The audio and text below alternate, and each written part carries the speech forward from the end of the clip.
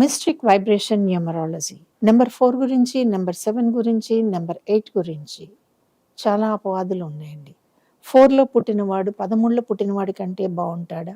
22లో పుట్టిన వాళ్ళు 13 కంటే 4 కంటే బెటర్ పొజిషన్‌లో ఉంటారు.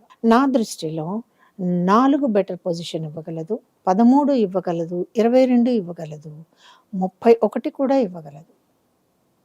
డిపెండ్స్ అపాన్ మీ డేట్ ఆఫ్ బర్త్‌లో కనెక్షన్స్ అండి, ఫ్యాక్టర్స్, కాంబినేషన్స్, ఎవ్రీథింగ్. 7లో పుట్టినవాడు ఎందుకు కష్టాలు పడతాడు? కాంబినేషన్. 7లో పుట్టినవాడు ఎందుకు బాగుంటాడు? కాంబినేషన్.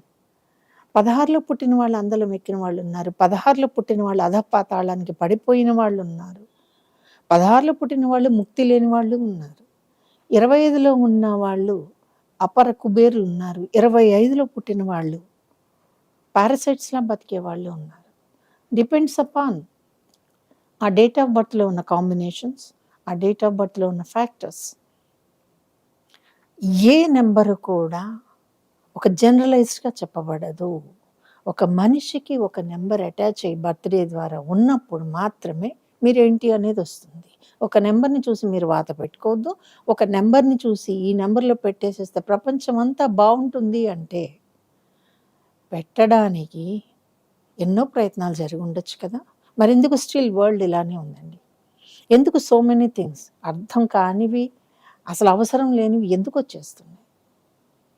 రెబెల్గా ఉండటమే ఒకవేళ సక్సెస్కి దగ్గర దారి అనుకుంటే ఆ రెబెల్నెస్ నాకు అవసరం లేదు, అక్కర్లేదు. ఇప్పటికీ నేను చెప్తాను, సక్సెస్ కమ్స్ విత్ డిసిప్లిన్ అండి. డిసిప్లిన్ లేని సక్సెస్ వచ్చినా కూడా నిమిషంలో పడిపోతుంది. మనమేంటో మనకు అర్థం కాదు, పైకి రాలేము ఇంకా. కాబట్టి కొన్ని విషయాలు మనం బాగుండడానికి నేర్చుకోవాలి, మన లైఫ్ బాగుండడానికి కొన్ని నేర్చుకోవాలి. మన డేట్ ఆఫ్ బర్త్ ఏం చెప్తుందో మనం నేర్చుకోవాలి. ఇవన్నీ కూడా మీ డేట్ ఆఫ్ బర్త్లో కాంబినేషన్స్ మీద ఉంటాయి. ఈ కాంబినేషన్స్ని మనిషి సృష్టించడు, పెట్టుకోవాలి మీరు.